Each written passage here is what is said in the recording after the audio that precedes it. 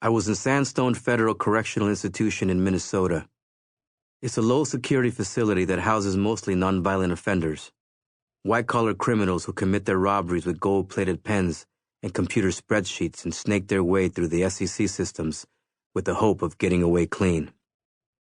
In addition to the financial hustlers, crooked politicians, and their bagmen, there were also people like me at Sandstone, confidential witnesses who testified in court against their former criminal associates. We weren't white-collar guys. Some people call Sandstone and places like it white-collar country clubs, and in some ways, that's accurate, at least compared to the Supermax facilities. At least in Sandstone. You don't have the hardcore gangsters, the unrepentant racists, the cold-blooded killers, and the various sociopaths that could go off without warning like a stick of dynamite. You don't have to fight for your life. In my case, I'd like to say it was doing easy time, but it wasn't. The real prison I inhabited wasn't Sandstone. It was my own conscience. It was the guilt. Although I am now technically free, I still carry my prison with me. There's no escape from this one. There's no crashing through the wall or even receiving a pardon. In every legal way, I've paid my debt, done my time, and fulfilled all the obligations of testifying against the people who set me out to kill. But the freedom that most people take for granted, the freedom of an easy conscience, is something that I'll never again experience. My handler at the time, Steve Duncan, was one of the first people in law enforcement who I could talk to and not feel like he was just trying to get some more information out of me for his case. By 2008, I'd spent a lot of time with him. He spent time with my parents and helped to get them someplace safe out of the reach of the Arellano-Félix assassins. One day, I asked him if it would be okay for me to try to write a letter to the survivors of the people I killed and the ones who survived my attempt to murder them. He thought about it for a while, and then said he thought it was a good idea. Not that it would reduce my sentence or get me any better deal with the U.S. attorney. That was all behind me at that point. My deal had been made.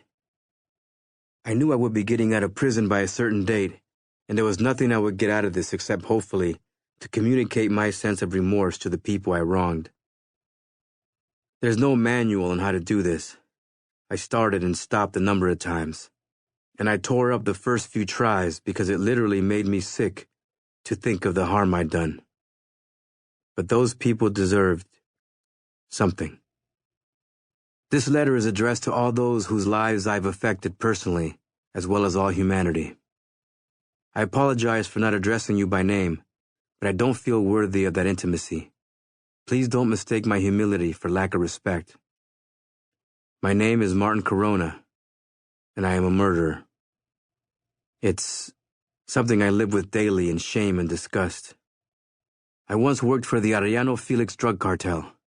I served as one of their many puppets who were dispatched at the whim of the Arellano brothers to take the lives of those who pose a threat to their business. I can begin by saying I'm sorry, but I can't help wonder, what would that mean to me if someone took one of my loved ones away? I don't seek forgiveness or empathy, only an opportunity to tell you that I despise the man that I was and whom I must face each morning when I look in the mirror. I may have had a change of heart in my life, but it's still the same evil some of your loved ones had to look upon as they drew their last breath. There is nothing I can do to repay the sins I've committed. I can literally offer you my life, and that's one thing I would freely lay down if it would reverse the past. I've tried to take it by my own hands on more than one occasion, but for some reason, I've been spared. My other alternative is to continue the mission that I've set for myself. That is, to speak out against the people and the beliefs that I once claimed loyalty to. I never had any personal intention to harm you or anyone. I never woke up one day and decided to go on a killing spree. I'm sorry, is all I have to say. Respectfully, Martin Corona. Duncan forwarded the letter to some of the people I indicated. Most of them did not respond. One of them, a young female, contacted Duncan and told him she would like to meet me one day, but not just yet. Not enough time had passed, and she wasn't ready to relive the nightmare I'd put her through. But the one thing that she wanted me to know was that she forgave me. She didn't blame me. I'll tell you, it was the first time in decades that I was truly humbled and felt like a member of the human race again. To know that at least in her eyes, I wasn't this subhuman monster seemed to lift at least a little of my guilt. It wasn't long after her response that I began thinking about writing about my life. If I could make her understand, it was possible to make other people see that evil isn't always forever.